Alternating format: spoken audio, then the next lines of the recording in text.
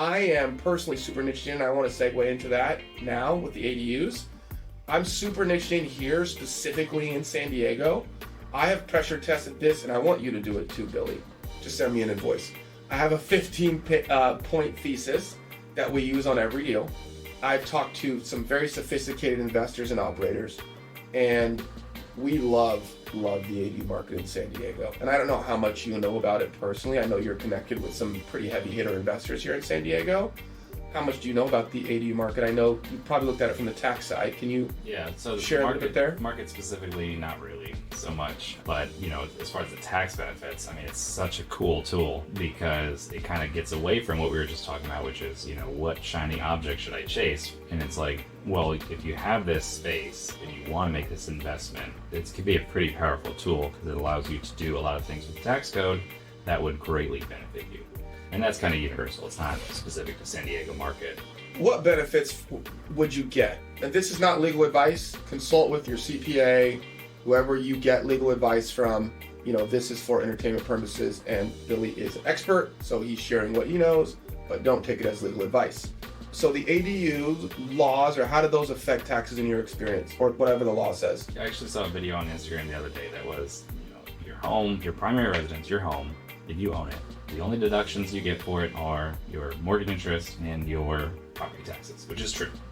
But if you have an ADU on your primary residence, or say you have, it's very similar to having a duplex, and you can build a ADU on your home and rent it out on a short-term rental basis, meaning 7 days or less on average. And if you self-manage that, and the tenants stay there less than 7 days, usually that's what we call the short-term rental loophole. So you can build a property on your property and reap the tax benefits of having a short-term rental without having to, go across town to your actual short-term rental, have, $100,000 to put down on a new property, something like that. You don't have to buy a second home, is what I'm saying. So you could take the property that you already own, build an ADU, an accessory dwelling unit, granny flat, casita, whatever you want to call it. Then you could potentially short-term rent that out, or move into that and short-term rent out your house. Yeah. Then you would get access to the short-term rental loophole in the tax code, which essentially says if someone's staying there on average 7 days or less, it's considered a short-term rental. Yeah. And then you could do what as far as the tax code? If people stay there less than 7 days on average, and you materially participate in the manage of it, meaning that you collect rent, you maybe even do the cleaning yourself, something like that. Operate it in some way. Operate it. Talk to your tax advisor. If you operate it in general, you can then generate paper losses through depreciation.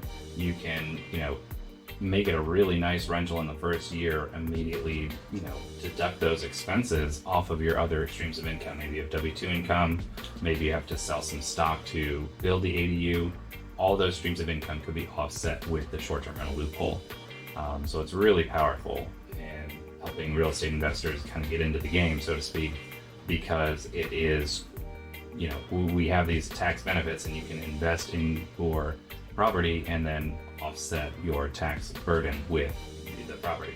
Amazing. And thank you, Billy, because this information needs to get out there. Absolutely. Because the government will take your money and they will not give it back. So when you can find loopholes that they create in the tax code for people who are paying attention and consulting with, guys like Billy and groups like Billy to get this information, in the end, you're going to save a tremendous amount of money. Because again, the government will take your money, and if you can invest that money, we talked about it, we can talk about it with opportunity zones as well. Sure. We can segue into that, but if you can invest money that you would have given to the government, put that money to work for you, to create new assets that then create more money, and push or kick the can down the line, or reduce the size of the can and kick the can, now you're really playing the game. Now you're really leveling up and playing the game that the big boys play, or even the medium boys play. But, if you're living paycheck to paycheck, find a way to stack some cash, get with friends, go to meetups, talk to your relatives, talk to your uncles, talk to your aunts, talk to your friends from school, their parents, partner up and buy a piece of real estate. Don't make excuses. Nothing in life worth having is free.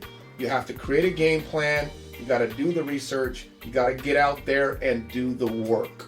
And once you do that, you'll be in the game. And once you're in the game, you get the opportunity to make hits.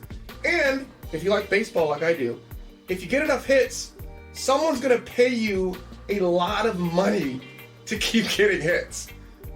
Right? Yeah, oh yeah. That was a pretty good analogy. I'm going to pat myself on the back for that. I like that one too. Okay, let's segue, Billy, into an additional way you can sort of utilize the way the tax code is written to save yourself some heartache and some pain.